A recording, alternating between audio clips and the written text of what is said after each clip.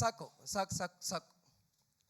ಲೋಕದಲ್ಲಿರುವ ಶರೀರದ ಆಸೆ, ಕಣ್ಣಿನ ಆಸೆ, ಬದುಕು ಬಾಳಿನ ಡಂಬ. ಅದಕ್ಕೂ ಮುಖ್ಯವಾದದ್ದು ಏನು? ಅದಕ್ಕೂ ಮುಖ್ಯವಾದದ್ದು ಒಂದು ಕಾರ್ಯ ಇದೆ. ಏನು?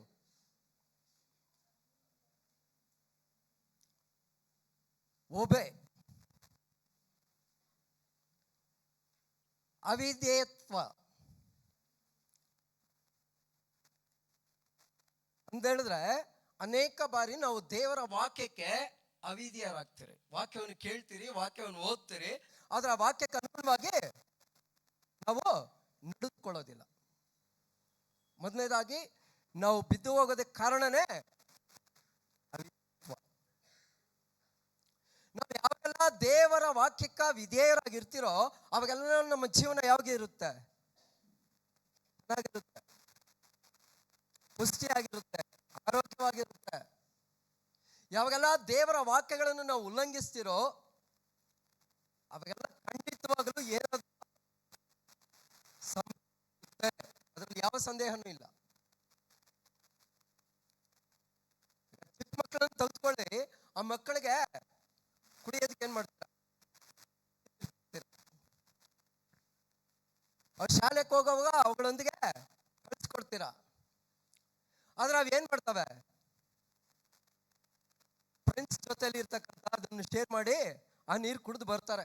ಸಂಜೆ ಬರೋಷ್ಟೊಳಗನೆ ನಿಮ್ಗೆ ಏನಾಗುತ್ತೆ? ಗೊತ್ತಾಗಿರುತ್ತೆ. ಏನು ಗೊತ್ತಾಗಿರುತ್ತೆ ಅಲ್ವಾ? ಅದೇ ರೀತಿಯಾಗೆ ದೇವರ ವಾಕ್ಯಗಳನ್ನ ನಾವೆಲ್ಲ ಯಾವಾಗೆಲ್ಲ ಉಲ್ಲಂಘಿಸ್ತಿರೋ ಅವು ಖಂಡಿತವಾಗ್ಲೂ ನಮ್ಗೆ ಏನಾದ್ರೂ ಒಂದು ಸಂಭವಿಸುತ್ತೆ.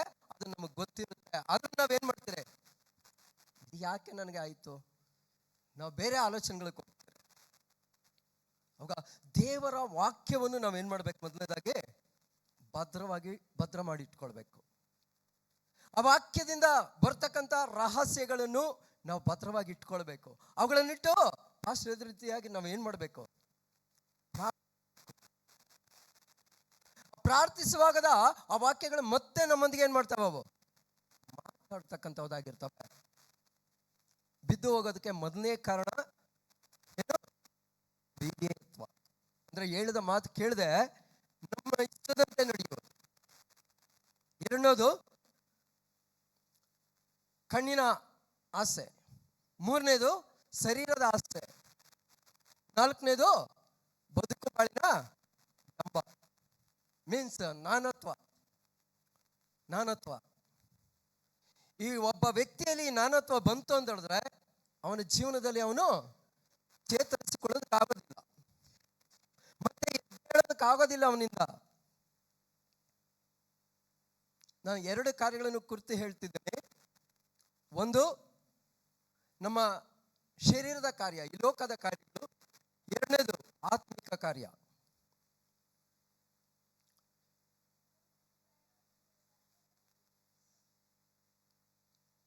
ಕಣ್ಣಿನ ಆಸೆಯಲ್ಲಿ ಬಿದ್ರು ನಾವು ಹೊರಗಡೆ ಬರ್ಬೋದು, ಶರೀರ ಆಶೆಯಲ್ಲಿ ಬಿದ್ರು ಹೊರಗಡೆ ಬರ್ಬೋದು.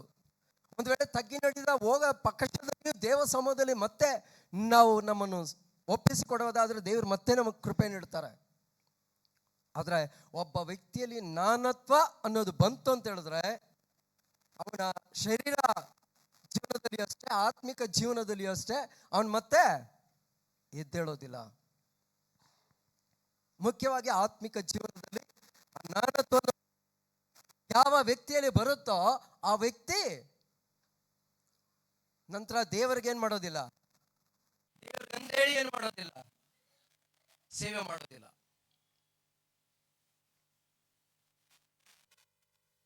ದೇವರ ವಾಕ್ಯನೇ ಹೇಳೋದು, ಆದ್ರೆ ಕಾರ್ಯ ಪೂರ್ತಿ ಯಾವುದಾಗಿರುತ್ತೆ? ಸ್ವಯದಲ್ಲಿ ತುಂಬಿರುತ್ತೆ. ಸೊ ಈ ಕಾರ್ಯಗಳನ್ನು ಕುರಿತು ನಾವು ಸತ್ಯವೇದದಲ್ಲಿ ಕೆಲವರನ್ನು ಕುರಿತು ಅನೇಕರಿದ್ದಾರೆ. ಅದರಲ್ಲಿ ಕೆಲವರನ್ನು ಮಾತ್ರ ಕುರಿತು ನಾವು ಧ್ಯಾನಿಸೋಣ. ಆದಿಕಾಂಡ 3ನೇ ಅಧ್ಯಾಯ 6ನೇ ವಾಕ್ಯ. ಆದಿಕಾಂಡ 3ನೇ ಅಧ್ಯಾಯ 6ನೇ ವಾಕ್ಯ. ஆதியாகமம் 3வது அதிகாரம் 6வது வசனம்.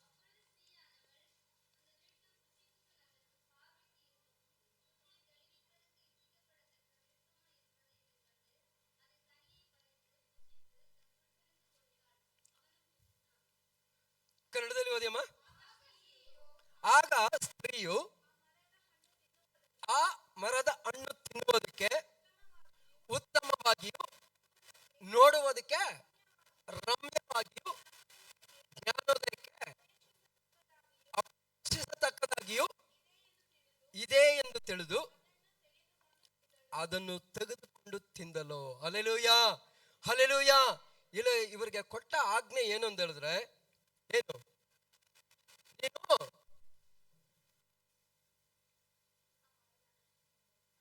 ಇಲ್ಲಿರ್ತಕ್ಕಂಥ ಎಲ್ಲ ಹಣ್ಣುಗಳನ್ನು ತಿನ್ನು, ಈ ತೋಟದ ಮಧ್ಯದಲ್ಲಿ ಇರ್ತಕ್ಕಂಥ ಈ ಮರದ ಹಣ್ಣನ್ನು ಮಾತ್ರ ನೀನೇನ್ ಮಾಡ್ಬೇಡ, ತಿನ್ಬೇಡ. ತಿಂದ ಆ ಕ್ಷಣದಲ್ಲಿ ನೀನೇನಾಗ್ತೀಯ, ಸಾಹಿತ್ಯ. ಇದು ದೇವ ಆಜ್ಞೆ, ದೇವರ ವಾಕ್ಯ. ಆದ್ರೆ ಆ ಹಣ್ಣನ್ನು ಕುರಿತು ಯಾವ ರೀತಿಯಾಗಿ ವರ್ಣಿಸಲ್ಪಟ್ಟಿದೆ ನೋಡ್ರೆ, ಅದು ಕಣ್ಣು ನೋಟಕ್ಕೆ ಯಾವ ರೀತಿಯಾಗಿದೆ, ರಮ್ಯವಾಗಿದೆ ನೋಡೋದಕ್ಕೆ. ಕೆಲವು ವಸ್ತುಗಳನ್ನು ನೋಡಿದ ಕೂಡಲೇ ನಾವೇನ್ ಮಾಡ್ತೀರಿ, ಇದು ನನಗೆ ಬೇಕು, ಅಪೇಕ್ಷಿಸ್ತಾರೆ. ನನಗೆ ಇದು ಅದು ಅವಶ್ಯಕತೆ ಇಲ್ಲ ಅಂದ್ರೂ ಪರವಾಗಿಲ್ಲ, ನಮಗೆ ಬೇಡದೇ ಇದ್ರೂ ಸರಿ, ನಮ್ಮ ಆಲೋಚನೆ ಏನಾಗುತ್ತೆ, ಇದು ನನಗೆ ಬೇಕು. ಇದು ಕಣ್ಣಿನ ಆಸೆ, ಇದು ಕಣ್ಣಿನ ಆಸೆ. ಸೊ ಆ ಕಣ್ಣಿನ ಆಸೆ ನಮ್ಮಲ್ಲಿ, ಆ ಕಣ್ಣು ನಮ್ಮನ್ನು ಆಸೆ ಒಳಗಡೆ ಪ್ರೇರೇಪಿಸಲ್ಪಡುವಾಗ ನಾವು ಬೀಳ್ತಕ್ಕಂಥವರಾಗಿರ್ತಾರೆ. ದೇವರು ನಮಗಂದೇಳಿ ಇಟ್ಟಿರ್ತಕ್ಕಂಥ ದೊಡ್ಡ ಆಶೀರ್ವಾದವನ್ನು ನಾವು ಕಳೆದುಕೊಳ್ತಕ್ಕಂಥವರಾಗಿರ್ತಾರೆ. ಆಗ ನಾವು ಅನುದಿನವೂ ಸಹ ಏನ್ ಮಾಡ್ಬೇಕು, ಬೆಳಗ್ಗೆ ಎದ್ದ ಕೂಡಲೇ ನಮ್ಮ ಕಣ್ಣುಗಳಿಗೋಸ್ಕರ ಏನ್ ಮಾಡ್ಬೇಕು, ಪ್ರಾರ್ಥಿಸ್ಬೇಕು. ನಮ್ಮ ಕಣ್ಣುಗಳಿಗೋಸ್ಕರ ಪ್ರಾರ್ಥಿಸ್ಬೇಕು. ನನ್ನ ಕಣ್ಣುಗಳು ನಿನಗೆ ಪ್ರೀತಿರ್ತಕ್ಕಂಥ ಕಾರ್ಯದಲ್ಲಿ ಬಿಳದಿದಂತೆ ದೇವರೇ ನನ್ನನ್ನು ಕಾದುಕೊ ಅಂತ ಹೇಳ್ಬೇಕು. ನಮ್ಮ ಅವಶ್ಯಕತೆಗಳು ಅವ್ರಿಗೆ ಗೊತ್ತುಂಟು, ಖಂಡಿತವಾಗಲೂ ಅವುಗಳನ್ನು ಪೂರೈಸೋದಕ್ಕೆ ಆತನು ಶಕ್ತನು. ಅದರಲ್ಲಿ ಯಾವ ಸಂದೇಹನೂ ಇಲ್ಲ, ಯಾವ ಸಂದೇಹನೂ ಇಲ್ಲ. ಆದ್ರೆ ನಾವು ಮಾಡ್ಬೇಕಾಗಿರ್ತಕ್ಕಂಥ ಕಾರ್ಯ, ನಾವು ಬಿಡದೆ ಇರ್ಬೇಕಂದ್ರೆ ಮೊದಲನೇದಾಗಿ ಇದಕ್ಕೋಸ್ಕರ ನಾವು ಏನ್ ಮಾಡಿರ್ಬೇಕು, ಪ್ರಾರ್ಥಿಸಿರ್ಬೇಕು. ಕಣ್ಣಿನ ಇಚ್ಛೆಯಲ್ಲಿ ಆಕೆ ಬಿದ್ಲು ಅಂದ್ರೆ ಅದನ್ನ ನೋಡೋದಕ್ಕೆ ತುಂಬಾ ಚೆನ್ನಾಗಿತ್ತು, ರಮ್ಯವಾಗಿತ್ತು, ತಿನ್ನೋದಕ್ಕೆ ಅಪೇಕ್ಷಿಸತಕ್ಕದಾಗಿತ್ತು. ಅನೇಕ ಬಾರಿ ಸತ್ಯಕ್ಕೆ ನೇರಾಗಿ ನಾವು ನಡೆಯತಕ್ಕಂಥ ಸಂದರ್ಭದಲ್ಲಿ,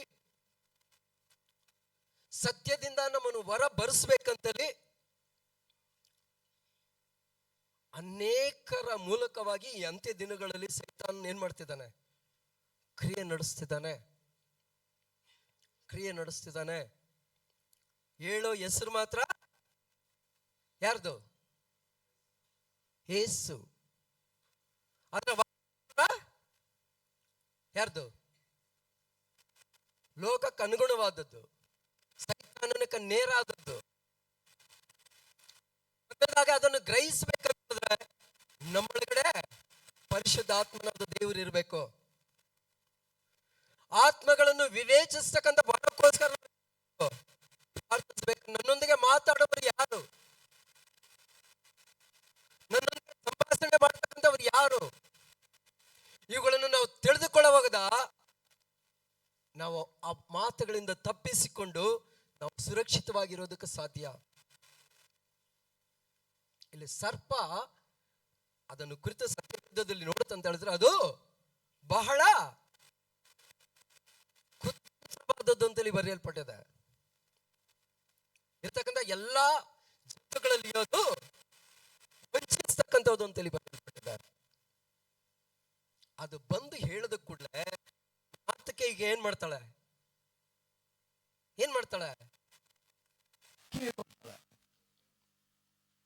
ಕಿವಿ ಕೊಡ್ತಾಳೆ. ತಿಂದ ದಿನದಲ್ಲಿ ಏನ್ ಮಾಡ್ತೀಯ, ಸಾಹಿತ್ಯ ಅಂತೇಳಿ. ಆದ್ರೆ ಅದು ಬಂದು ಹೇಳುತ್ತೆ, ನೀನು ಖಂಡಿತವಾಗ್ಲೂ ಸಾಯೋದೇ ಇಲ್ಲ ಅಂತೇಳಿ ಹೇಳುತ್ತೆ. ಅದಕ್ಕೂ ಮೇಲಾಗಿ ಇನ್ನೊಂದೇನು ಹೇಳುತ್ತೆ ಗೊತ್ತಾ, ನೀನು ಈ ತಿಂದ ಕೂಡಲೇ ನಿನ್ನ ಕಣ್ಣುಗಳು ತೆರೆಯಲ್ಪಡುತ್ತೆ, ನೀನು ದೇವರಂತೆ ಆಗ್ಬಿಡ್ತೀಯ. ದೇವರಂತೆ ಆಗ್ಬಿಡ್ತೀಯ. ದೇವರಂತೆ ಆಗೋದಕ್ಕೆ ಎಲ್ರಿಗೂ ಆಸೆ ಅಲ್ವಾ? ಇಲ್ವಾ? ಒಂದ್ ವೇಳೆ ಆ ರೀತಿಯಾಗಿ ಆಸೆ ಪಟ್ಟಿರ್ಬೋದು. ಆದ್ರೆ ಅದು ಮಾತಿನಿಂದ ವಂಚಿಸಲ್ಪಟ್ಟದ್ರ ನಿಮಿತ್ತವಾಗಿ ಮೊದಲನೇದಾಗಿ ಕಣ್ಣಿನಲ್ಲಿ ಆಸೆ ಬರುತ್ತೆ ಯಾಕ, ನಂತರ ತನ್ನ ಶರೀರದಲ್ಲಿ ಅದು ಹೋಗಿ ಸೇರಿದ ಕೂಡಲೇ ತನ್ನ ಆತ್ಮ ಸಾಯುತ್ತದೆ. ಯೋಚನೆ, ಆತ್ಮ ಸತ್ತೋಗುತ್ತೆ. ದೇವರು ಅವ್ರಿಗಂದೇಳಿ ಇಟ್ಟಿರ್ತಕ್ಕಂಥ ಒಂದು ಉನ್ನತವಾದ ಸ್ಥಾನವನ್ನು ಏನ್ ಮಾಡ್ತಾರೆ? ಕಳೆದುಕೊಳ್ತಾರೆ. ಆ ತೋಟದಲ್ಲಿ ಅವರನ್ನು ಇಟ್ಟ ಉದ್ದೇಶ ಏನು ಅಂತ ಹೇಳಿದ್ರೆ, ಅಲ್ಲಿರ್ತಕ್ಕಂಥ ಪಾಲನೆ ಮಾಡೋದಕ್ಕೆ, ಅಧಿಕಾರದಿಂದ ಪಾಲನೆ ಮಾಡೋದಕ್ಕೆ. ಆದ್ರೆ ಯಾವಾಗ ದೇವರ ವಾಕ್ಯವನ್ನು ಉಲ್ಲಂಘಿಸಿದ್ರೋ ಆ ಕ್ಷಣದಲ್ಲಿ ಅಲ್ಲಿಂದ ಅವನು ಹೊರಗ ಓಡಿಸಿ, ನೀನ್ ಇದಕ್ ಮೇಲೆ ಏನ್ ಮಾಡ, ದುಡ್ಡು ತಿನ್ನು, ಕಷ್ಟಪಟ್ಟು ತಿನ್ನು, ನಿನ್ನ ಬೆವರನ್ನು ಸುರಿಸು. ಸೊ ಆಗ ನಾವು ಆಶೀರ್ವಾದವಾಗಿ ಇರ್ಬೇಕನ್ನೋದೇ ದೇವರ ಉದ್ದೇಶ. ಆ ಆಶೀರ್ವಾದವನ್ನು ಕೆಡಿಸ್ಬೇಕಂತ ಹೇಳೋದು ಸೈತಾನನ ಉದ್ದೇಶ. ದೇವರ ಕರಗಳಿಂದ ನಾವು ಒಳ್ಳೆಯದನ್ನು ಪಡೆದುಕೊಳ್ಬೇಕಂದ್ರೆ ದೇವ ಉದ್ದೇಶ. ಆದ್ರೆ ಅವರ ಕರಗಳಿಂದ ಒಳ್ಳೆಯದನ್ನು ಪಡೆದುಕೊಳ್ಳದೇ ಬಾರದಂದ್ರೆ ಸೈತಾನನ ಉದ್ದೇಶ. ಆಗ ಆ ಕಣ್ಣುಗಳಿಗೋಸ್ಕರ ನಾವು ಅನುದಿನವೂ ಸಹ ಪ್ರಾರ್ಥಿಸ್ತಕ್ಕಂಥವರಾಗಿರ್ಬೇಕು. ದೇವಚನವೇ, ಕಣ್ಣಿನ ಆಸೆಯಲ್ಲಿ ನಾನು ಬೀಳ್ದಿದ್ದಂತ ದೇವರೇ ನನ್ನನ್ನು ಕಾದುಕೋ ಅಂತೇಳಿ. ಕಣ್ಣಿನ ಆಸೆ ಬಂದ ನಂತರ ಏನಾಗುತ್ತೆ? ಶರೀರ ಅದನ್ನು ಅಪೇಕ್ಷಿಸುತ್ತೆ. ಶರೀರ ಅಪೇಕ್ಷಿಸುತ್ತೆ. ಆಗ ಶರೀರ ಪಾಪ ಮಾಡೋದಕ್ಕೆ ಪ್ರೇರೇಪಿಸಲ್ಪಡುತ್ತೆ. ಪಾಪ ಕೊಡುವ ಸಂಬಳವೋ ಮರಣ. ಪಾಪ ಕೊಡತಕ್ಕಂಥ ಸಂಬಳ ಮರಣ. ಅದ ಸತ್ಯವೇದದಲ್ಲಿ ಬರೆಯಲ್ಪಟ್ಟಿದೆ. ಅನುದಿನವೂ ಸಹ ನಾವು ಜಯ ಹೊಂದಿದವರಾಗಿರ್ಬೇಕು. ದೇವಚನವೇ, ಪ್ರತಿದಿನ ಜಯ ಹೊಂದಿದವರಾಗಿ ನಾವು ಕಾಣಿಸ್ಕೊಳ್ಬೇಕು. ಬೆಳಗ್ಗೆಯಿಂದ ಸಂಜೆ ದೇವ ಸಮ್ಮುಖದಲ್ಲಿ ಕುಳಿತುಕೊಂಡು ನಾವು ಸ್ವಲ್ಪ ಹಾಗೆ ನೋಡುವಾಗ ಆ ದಿನದಲ್ಲಿ ಎಷ್ಟು ಕಾರ್ಯಗಳು ದೇವರಿಗೆ ಅನುಗುಣವಾಗಿ ನಾವು ಮಾಡಿದ್ರಿ, ಎಷ್ಟು ಕಾರ್ಯಗಳು ದೇವರಿಗೆ ವಿರೋಧವಾಗಿ ನಾವು ಮಾಡಿದ್ರಿ ಅಂತ ಸ್ವಲ್ಪ ನಾವು ಏನ್ ಮಾಡ್ಬೇಕು? ಅದನ್ನ ಅನಲೈಸ್ ಮಾಡಬೇಕು, ಪರಿಶೋಧಿಸ್ಬೇಕು. ಯಾವೆಲ್ಲ ದೇವರಿಗೆ ಬಿಟ್ಟಿರ್ತಕ್ಕಂಥ ಕಾರ್ಯಗಳು ನಾವು ಮಾಡಿದಿರೋ ಆ ಕಾರ್ಯಗಳಕ್ಕೋಸ್ಕರ ದೇವ ಸಮ್ಮುಖದಲ್ಲಿ ಮತ್ತೆ ನಾವೇನ್ ಮಾಡ್ಬೇಕು? ಪಶ್ಚಾತ್ತಾಪ ಪಡಬೇಕು, ಕ್ಷಮಾಪಣೆ ಮಾಡಬೇಕು. ಆದ್ರೆ ಮತ್ತೆ ಮತ್ತೆ ಪಾಪ ಮಾಡುತ್ತಿದ್ರೆ ಅದಕ್ಕೆ ಖಂಡಿತವಾಗ್ಲೂ ಕ್ಷಮಾಪಣೆ ಇಲ್ಲ. ಕ್ಷಮಾಪಣೆ ಇಲ್ಲ. ಅದ ಸತ್ಯವೇದದಲ್ಲಿ ಬರೆಯಲ್ಪಟ್ಟಿದೆ. ತಿಳಿದೇ ಮಾಡೋದು ಒಂದು ಬಾರಿ, ತಿಳಿದು ಎಷ್ಟು ಬಾರಿ ಮಾಡ್ತಿರೋದೇ ಅದು ನಮಗ್ ಗೊತ್ತು, ದೇವರಿಗೆ ಗೊತ್ತು. ಆದ್ರೆ ಅವ್ರ ಕರುಣಾಮಯನು, ಕರುಣಿಸ್ತಾರೆ ಖಂಡಿತವಾಗ್ಲು. ಇಲ್ಲವೇ ಇಲ್ಲ ಅಂತೇಳಿ ಹೇಳೋದಕ್ಕ ಯಾರಿಂದನೂ ಆಗೋದಿಲ್ಲ. ಅದೇ ಸಂದರ್ಭದಲ್ಲಿ ಅವನವನ ಕೃತ್ಯಗಳ ತಕ್ಕಂತೆ ಅವನಿಗೆ ಫಲ ಕೊಡತಕ್ಕಂಥ ದೇವರು, ಫಲ ಕೊಡ್ತಕ್ಕಂಥ ದೇವರು. ಆಗ ದೇವ ವಾಕ್ಯಕ್ಕೆ ನಾವು ಎಷ್ಟು ಮೊದಲನೇ ಸ್ಥಾನ ಕೊಡ್ತಿರೋ ಅದು ಅಷ್ಟು ನಮಗೆ ಯಾವ ರೀತಿಯಾಗಿರುತ್ತೆ? ಸಿಹಿಯಾಗಿರುತ್ತೆ, ಕಹಿಯಾಗಿರೋದು ದೇವರ ವಾಕ್ಯ. ಆದ್ರೆ ದೇವರ ವಾಕ್ಯವನ್ನು ನಾವು ಕೆಲವೊಮ್ಮೆ ಆಲೋಚನೆಗಳನ್ನು, ಕೆಲವೊಮ್ಮೆ ಆಜ್ಞೆಗಳನ್ನು, ಕೆಲವೊಮ್ಮೆ ನಾವೇನ್ ಮಾಡ್ತೀರಿ? ಕಹಿಯಾಗಿ ನಾವೇ ಏನ್ ಮಾಡ್ತೀರಿ? ತಿಳಿದುಕೊಳ್ತೀರಿ. ನೋಡಿದ್ರು ಇದೇಪ್ಪ ಬೇರೆ ಯಾವುದೂ ಇಲ್ಲ. ಯಾವುದು? ದೇವರ ವಾಕ್ಯ. ಲೋಕಕ್ಕೆ ಅನುಗುಣವಾಗಿ ಯಾವುದು ಇರೋದಿಲ್ಲ. ಆದ್ರೆ ನಮಗ್ ಬೇಕಾಗಿರೋದೇನೋ? ಯಾವ್ದು ಬೇಕು? ಲೋಕಕ್ಕೆ ಅನುಗುಣವಾಗಿರೋದು ಬೇಕು. ನೀನು ಲೋಕಕ್ಕೆ ಅನುಗುಣವಾಗಿ ಹೋಯ್ತಂತ ಹೇಳಿದ್ರೆ ದೇವರು ನಿನಗಂದಲ್ಲಿ ಇಡಲ್ಪಟ್ಟಿರ್ತಕ್ಕಂಥ ನಿತ್ಯ ಜೀವವನ್ನು ನಿನ್ನಿಂದ ಖಂಡಿತವಾಗ್ಲೂ ಪಡೆದುಕೊಳ್ಳೋದಕ್ಕಾಗೋದಿಲ್ಲ.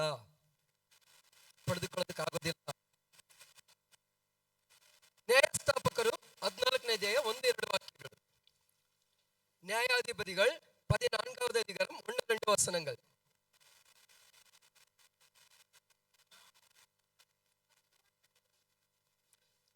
ಸಿಂಸನನನ್ನು ಕುರಿತು ರೂಪಿಸಲ್ಪಟ್ಟಿದೆ.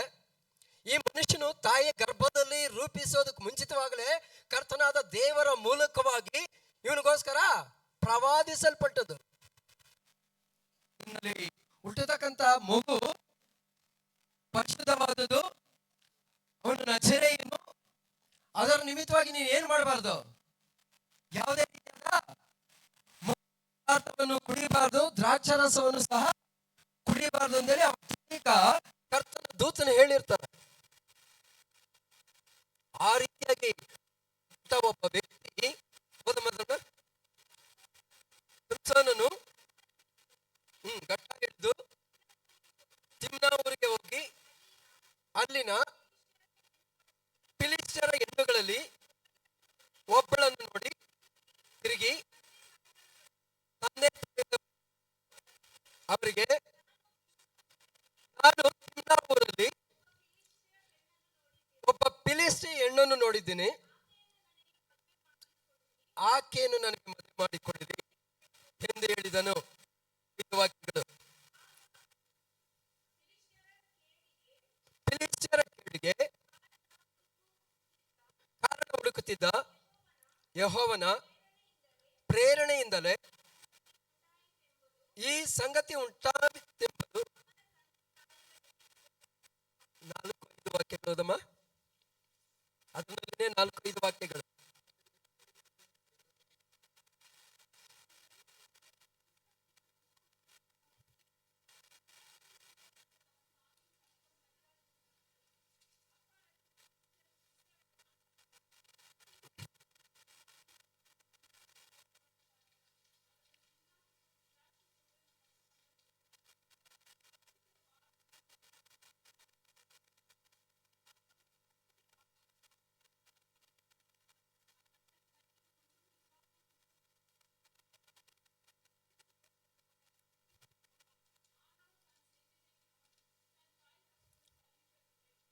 போதும் போதும் போதும் 16:4 16வது அதிகாரம் முதல் வசனத்தை படிங்க ஃபர்ஸ்ட்.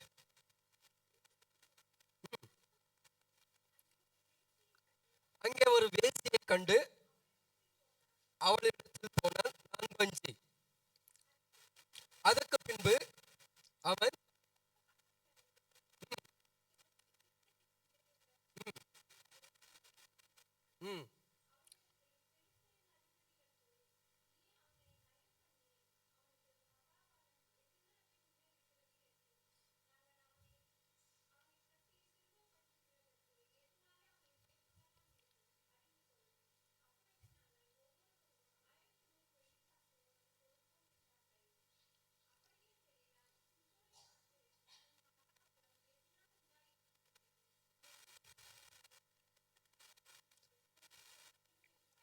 போதும். ಕನ್ನಡದಲ್ಲಿ ಓದಿಮ್ಮ. ಮೊದಲನೇ ವಾಕ್ಯ ಓದಮ್ಮ ಫಸ್ಟ್. ತರುವಾಯ ಸಂಸೋನನು ಗಾಜಾಗೆ ಹೋಗಿ ಒಬ್ಬ ಸೂಳೆಯನ್ನು ಕಂಡು ಅವಳ ಬಳಿಗೆ ಹೋದನು. 4-5 ವಾಕ್ಯಗಳು. ಅನಂತರ ಸಂಸೋನನು ಸೂರತ್ ತಗ್ಗಿನಲ್ಲಿ ವಾಸವಾಗಿದ್ದ ದೆಲೀಲಾಳೆಂಬ ಒಬ್ಬ ಸ್ತ್ರೀಯಲ್ಲಿ ಮೋಹಿತನಾದನು. ಫಿಲಿಷ್ಟಿಯ ಪ್ರಭುಗಳು ಅವಳ ಬಳಿಗೆ ಹೋಗಿ ಅವಳಿಗೆ, ನೀನು ಅವನನ್ನು ಮರಳುಗೊಳಿಸಿ ಅವನ ಮಹಾಶಕ್ತಿಯು ಮೂಲ ಯಾವುದೆಂಬುದನ್ನು ನಾವು ಅವನನ್ನು ಎದ್ದು ಕಟ್ಟಿ ಕುಂದಿಸುವುದು ಹೇಗೆಂಬುದನ್ನು ಗೊತ್ತು ಮಾಡಿಕೊಂಡು ನಮಗೆ ತಿಳಿಸು. ನಮ್ಮಲ್ಲಿ ಪ್ರತಿಯೊಬ್ಬನು ನಿನಗೆ 1,100 ರೂಪಾಯಿ ಕೊಡುವೆವು ಎಂದು ಹೇಳಿದರು. Hallelujah, hallelujah. ಇಲ್ಲಿ ಸಂಸೋನನ್ನು ನೋಡ್ರೆ ಅವನು ಪರಾಕ್ರಮಿ, ಬಲಶಾಲಿ. ಅವನ ಹೆಸರು ಕೇಳಿದ ಕೂಡಲೇ ಎಲ್ಲಾ ಫಿಲಿಷ್ಟಿಯರು ಏನ್ ಮಾಡ್ತಿದ್ರು? ಆ ಹೆಸರು ಕೇಳಿದ್ರೆ ಸಿಂಹ ಸ್ವಪ್ನ ಅಂತ ಹೇಳ್ತಾರಲ್ವಾ. ಕನ್ಸಲ್ಲಿ ಸಿಂಹ ಬಂದ್ರೆ ಯಾವ ರೀತಿಯಾಗಿರುತ್ತೆ, ನಿಮ್ಮನ್ನ ಅಟ್ಸ್ಕೊಂಡು ಬಂದ್ರೆ ಯಾವ ರೀತಿಯಾಗಿರುತ್ತೆ? ಕನ್ಸಲ್ಲಿ. ಆದ್ರೆ ಇವನ ಹೆಸರು ಕೇಳೋವಾಗಲೇ ಫಿಲಿಸ್ತ್ಯರಿಗೆ ಭಯ ಉಂಟಾಗ್ತಿತ್ತು. ಅಂದ್ರೆ ಅಷ್ಟೊಂದು ಬಲಶಾಲಿ ದೇವರು ತನ್ನ ಮಹಿಮೆಯಿಂದ ಅಷ್ಟೊಂದಾಗಿ ತುಂಬಿಸಿದ್ರು, ತುಂಬಿಸಿದ್ರು. ಅವನ ಬಲ ಎಲ್ಲಿತ್ತು? ಸಿಂಸೋನನ ಬಲ ಎಲ್ಲಿತ್ತು? ಶರೀರದಲ್ಲಿಯಾ, ಆತ್ಮದಲ್ಲಿಯಾ, ತಲೆ ಕೂದಲಲ್ಲಿ ದೇವರು ಇಟ್ಟಿದ್ರು.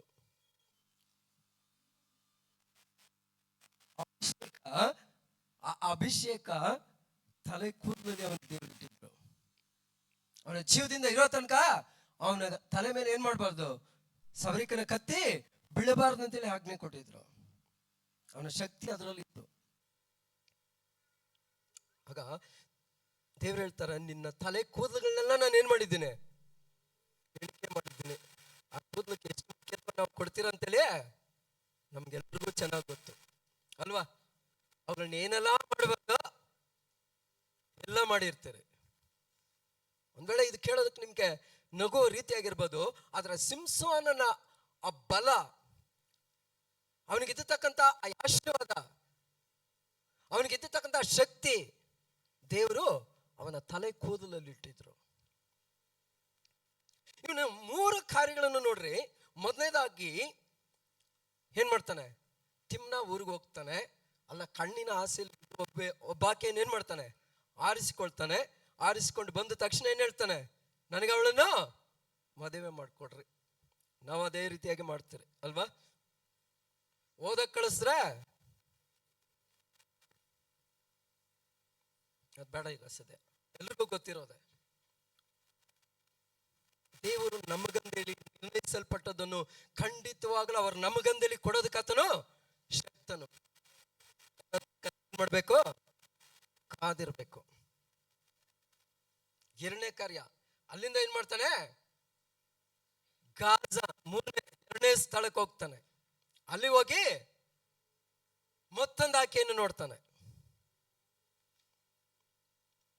ಮತ್ತೆ ಅಲ್ಲಿಂದ 3ನೇ ಕಾರ್ಯ ಎಲ್ಲಿಗೆ ಹೋಗ್ತಾನೆ? ಸೂರತ್ ತಗ್ಗಿಗೆ ಹೋಗ್ತಾನೆ. ಅಲ್ಲಿ ಹೋಗಿ ಪೂರ್ಣವಾಗಿ ಏನಾಗ್ತಾನೆ? ಒಂದು ಕಡೆ ಕಣ್ಣಿನ ಆಸೆ, ಮತ್ತೊಂದು ಕಡೆ ಶರೀರದ ಆಸೆಯಲ್ಲಿ ಬಿದ್ದು ಅಂತ್ಯದಲ್ಲಿ ಏನಾಗ್ತಾನೆ? ಸತ್ತು ಹೋಗ್ತಾನೆ. ಅನ್ಯರೊಂದಿಗೆ ಸತ್ತು ಹೋಗ್ತಾನೆ.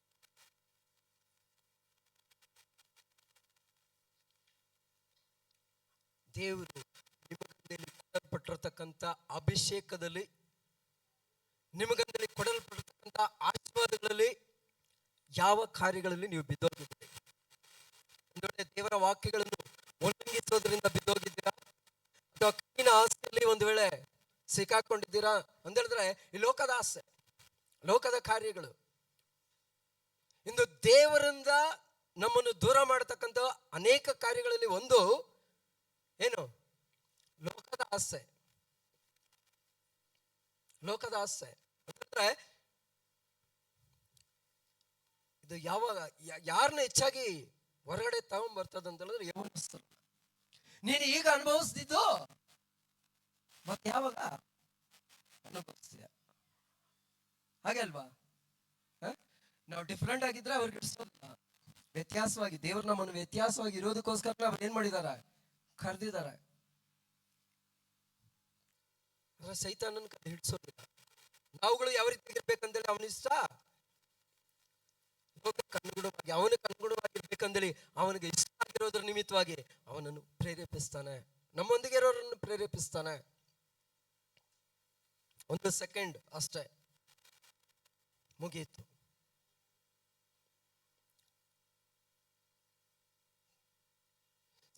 ದೇವರು ನಮಗಂದೇಲಿ ಕೊಡಲ್ಪಟ್ಟಿರತಕ್ಕಂಥ ಕಾರ್ಯಗಳನ್ನು ನಾವು ಅಂತ್ಯದವರೆಗೆ ಯಾವ ಏನ್ ಮಾಡ್ಬೇಕು? ಭದ್ರವಾಗಿ ಕಾದುಕೊಳ್ಬೇಕು. ನೀವು ಆ ಪ್ರಕಟಣೆ ಓದಿದ ಅದೇ ಭಾಗದಲ್ಲಿ ಕೆಳಭಾಗದಲ್ಲಿ ಬಂತು ಅಂತ ಹೇಳಿದ್ರೆ ಅದರಲ್ಲಿ ಬರೆಯಲ್ಪಟ್ಟಿದೆ, ಅಂತ್ಯದವರೆಗೂ ನಾವು ಭದ್ರವಾಗಿ ಕಾದುಕೊಳ್ಳುವಾಗ ದೇವರು ನಮಗಂದೇಲಿ ಇಡಲ್ಪಟ್ಟಿರತಕ್ಕಂಥ ಜೀವವೃಕ್ಷದ ಫಲವನ್ನು ನಮಗೆ ಅವರು ಕೊಡುವರು ಅಂತೇಳಿ ಬರೆಯಲ್ಪಟ್ಟಿದೆ. ನಾವ್ ಎಲ್ಲಿ ಬಿದ್ದೋಗಿದ್ದೀರಿ? ನಮ್ಮ ಪ್ರಾರ್ಥನೆ ಜೀವನನ, ಸತ್ಯವೇದವನ್ನು ಓದೋದ, ಅಥವಾ ದೇವರಿಗಂದಲ್ಲಿ ಕೊಡ್ತಕ್ಕಂಥ ಕಾರ್ಯಗಳ, ಅಥವಾ ದೇವರಿಗಂದಲ್ಲಿ ನಮ್ಮನ್ನು ದೇವರು ಮೀಸಲಾಗಿ ಆರಿಸಿಕೊಂಡಿರುವಾಗ ಮತ್ತೆ ಮತ್ತೆ ನಾವು ಲೋಕದೊಳಗೆ ಹೋಗ್ತಿದ್ದೀರಾ? ಎಲ್ಲಿ ಬಿದ್ದು ಹೋಗಿದ್ದೀರಾ? ಯಾವ ಕಾರ್ಯಗಳಲ್ಲಿ ಬಿದ್ದು ಹೋಗಿದ್ದೀರಾ? ಅಥವಾ ನಾನತ್ವ, ನನಗೆ ಎಷ್ಟು ವಿದ್ಯಾಭ್ಯಾಸ ಇದು ಗೊತ್ತಾ, ನಾನು ಎಷ್ಟು ಓದಿದ್ದೀನಿ ಗೊತ್ತಾ, ನನ್ನ ಶಾಲೆಯಲ್ಲಿ ನಾನೇ ಏನು ಫಸ್ಟ್ ಕ್ಲಾಸ್. ನಾನು ನೋಡಿದ್ರೆ ಎಲ್ರು ನನ್ನೊಂದಿಗೆ ಟೀಚರ್ಸೇ ಮಾತಾಡೋದಕ್ಕೆ ಏನ್ ಮಾಡ್ತಾರೆ? ಯೋಚಿಸ್ತಾರೆ, ಭಯಪಡ್ತಾರೆ. ಕಾರಣ ಏನಂದ್ರೆ ನಾನು ಏನಾದ್ರೂ ಅವ್ರನ್ನ ಪ್ರಶ್ನೆ ಕೇಳ್ಬಿಡ್ತೀನೋ ಅಂತೇಳಿ. ಇದುದಾ ಏನು ಬದುಕು ಬಾಳಿನ ಡಂಬ ಅಂದ್ರೆ ಆಸ್ತಿ, ಅಂತಸ್ತು, ಐಶ್ವರ್ಯಗಳು. ನಾನತ್ವ, ನನಗೆ ಎಷ್ಟು ಎಕರೆ ಜಮೀನಿದೆ ಗೊತ್ತಾ? ಆ ಪ್ರಶ್ನೆ ಕೇಳ್ತಕ್ಕಂಥ ವ್ಯಕ್ತಿಗ ರಾತ್ರಿ ನೆಮ್ಮದಿಯಾಗಿ ನಿದ್ದೆ ಮಾಡ್ತಿದ್ದೀನಿ ಅಂತೇಳಿ ಪ್ರಶ್ನೆ ಬರೋದಿಲ್ಲ ಅನ್ನಂತೆ. ನಿನಗೆ ಎಷ್ಟು ಏನಿದ್ರು ಸರಿ, ದೇವ ಕೃಪೆ ನಿನಗಿಲ್ಲ ಅಂತ ಹೇಳಿದ್ರೆ ಎಲ್ಲವೂ ಸಹ ಶೂನ್ಯ, ಜೀರೋ. ಏನಿದ್ರು ಸರಿ. ಅದಕ್ಕೆ ಅನುಗುಣವಾಗಿ ಒಂದೇ ಒಂದು ವಾಕ್ಯವನ್ನು ಓದಿ ನಾವು ಮುಗಿಸ್ಕೊಳ್ಳೋಣ. ಒಂದು ದಾನಿಯೇಲ್ ಬರೆದ ಪ್ರವಾದನ ಗ್ರಂಥ 4ನೇ ಅಧ್ಯಾಯ 28ರಿಂದ 30 ವಾಕ್ಯಗಳು. ದಾನಿಯೇಲ್ 4ஆம் அதிகாரம் 28லிருந்து 30 வசனங்கள்.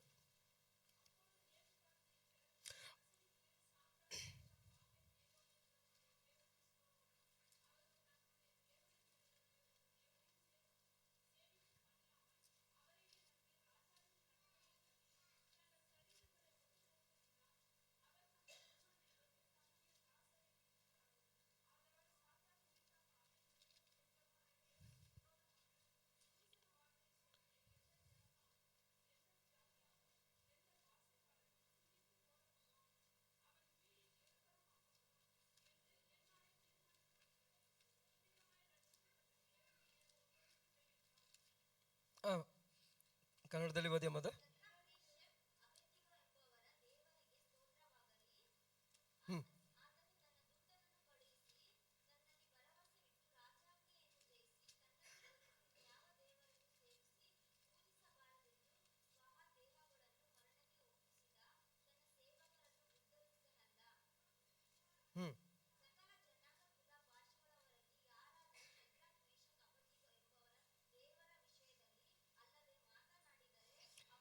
ನಾಲ್ಕನೇ ಅಧ್ಯಾಯ 28ನೇ ವಾಕ್ಯ.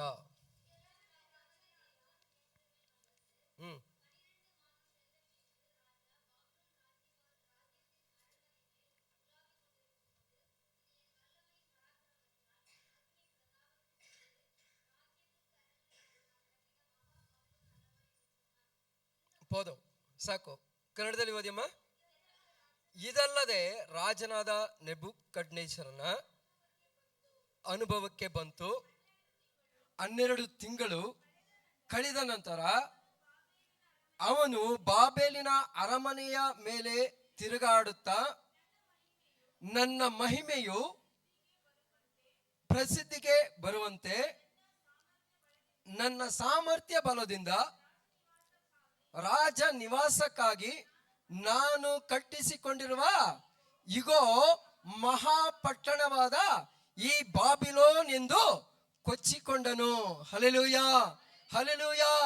ನನ್ನ ಬಲದಿಂದ, ನನ್ನ ಹಣದಿಂದ, ನನ್ನ ಆಸ್ತಿಯಿಂದ, ನನ್ನ ಐಶ್ವರ್ಯದಿಂದ ನಾನು ನನ್ನ ನಿವಾಸಕ್ಕೋಸ್ಕರ ಕಟ್ಟಿಕೊಂಡ ಮಹಾ ಬಾಬಿಲೋನ್. ಅವನು ಅನಿಸಿ ಆ ಬಾಯಿಂದ ಹೇಳಿ ಮುಗಿಸೋದಕ್ಕೆ ಮುಂಚಿತವಾಗಿಯೇ ಅವನು ಕನಸಲ್ಲಿ ಕಂಡ ಕಾರ್ಯಗಳು ಅವನಿಗೆ ನೇಮಿಸಲ್ಪಟ್ಟು ಅಂದೇಳಿ ಕೆಳಗಿನ ಭಾಗದಲ್ಲಿ ಬರೆಯಲ್ಪಟ್ಟಿದೆ. ಅವನ ಕಂಡ ಕನಸಲ್ಲಿ ಅವನಿಗೆ ಏನೆಲ್ಲ ಕಾಣಿಸ್ತೋ ಅವನ ಜೀವಿತ ಆ ರೀತಿಯಾಗಿ ಮಾರಲ್ಪಡುತ್ತೆ.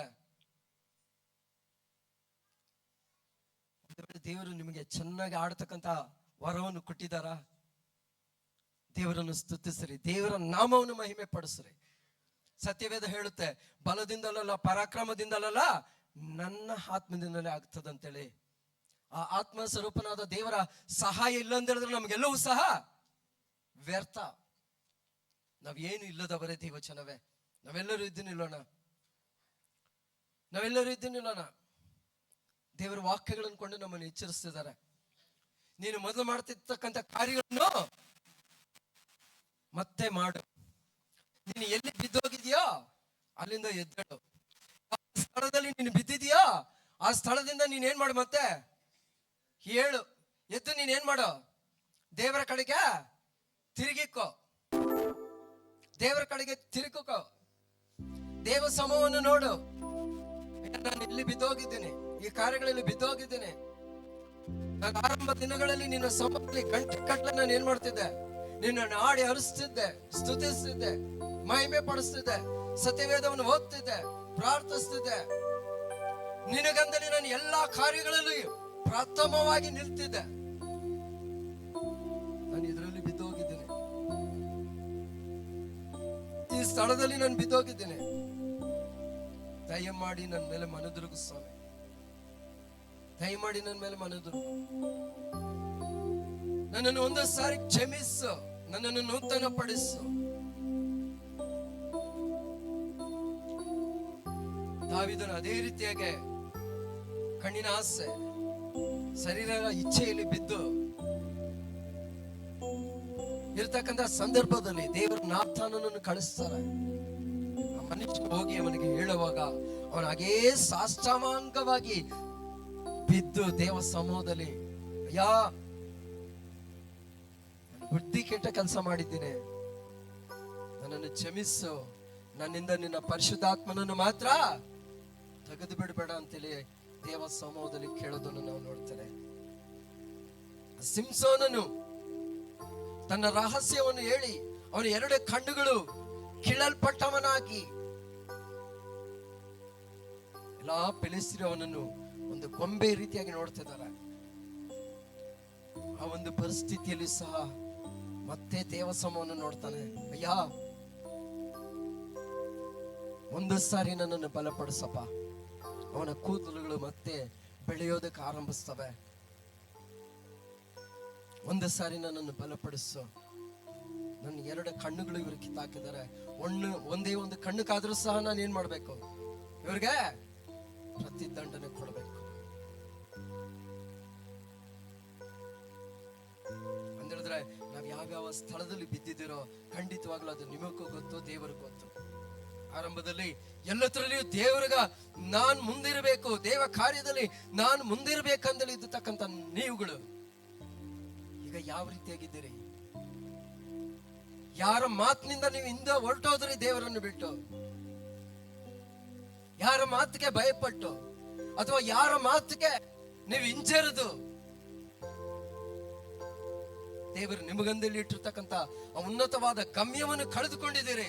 ಆಲೋಚಿಸ್ರೆ.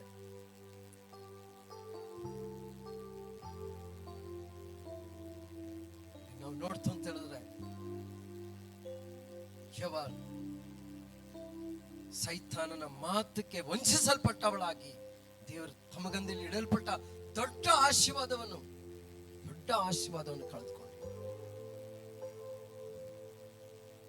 ಯಾವ ರೀತಿಯಾಗಿ ಕಳೆದುಕೊಂಡಿದ್ದೀರಿ? ಎಲ್ಲಿ ಬಿದ್ದು ಹೋಗಿದ್ದೀರಿ? ಅಲ್ಲಿಂದ ಹೇಳ್ರಿ ಅಂತೇಳಿ ಮತ್ತೆ ದೇವರು ನಮ್ಮನ್ನು ಎಚ್ಚರಿಸಿದಾರೆ. ದೇವಚನವೇ, ಎಲ್ಲರೂ ನಾವು ಕಣ್ಣುಗಳನ್ನು ಮುಚ್ಚೋಣ, ಪ್ರಾರ್ಥಿಸೋಣ. ಈ ವಾಕ್ಯಗಳಿಗೋಸ್ಕರ ನಾವು ದೇವರನ್ನು ಸ್ತುತಿಸೋಣ. ಯಾವ ಸ್ಥಳದಲ್ಲಿ ನಾವು ಬಿದ್ದಿದ್ದೀರೋ ಆ ಸ್ಥಳದಿಂದ ಮತ್ತೆ ಎದ್ದು ದೇವ ಸಮೂಹದಲ್ಲಿ ನಾವು ನಿಂತುಕೊಳ್ಬೇಕಂತೇಳಿ ದೇವರ ಅಪೇಕ್ಷೆ ಆಗಿದೆ. ದೇವಚನವೇ, ಅದಕ್ಕೋಸ್ಕರ ನಾವೆಲ್ಲರೂ ದೇವ ಸಮೂಹದಲ್ಲಿ ಒಪ್ಪಿಸೋಣ. ನಾವು ದೇವರನ್ನು ಸ್ತುತಿಸಿ ದೇವರ ನಾಮವನ್ನು